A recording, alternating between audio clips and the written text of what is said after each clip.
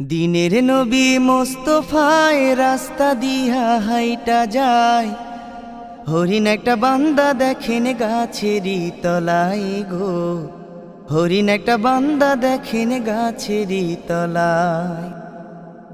দিনের নবী মোস্তফায় রাস্তা দিয়া হাইটা যায়, হরিণ একটা বান্দা দেখেন গাছেরই তলায় গো, হরিণ একটা বান্দা দেখেন গাছেরই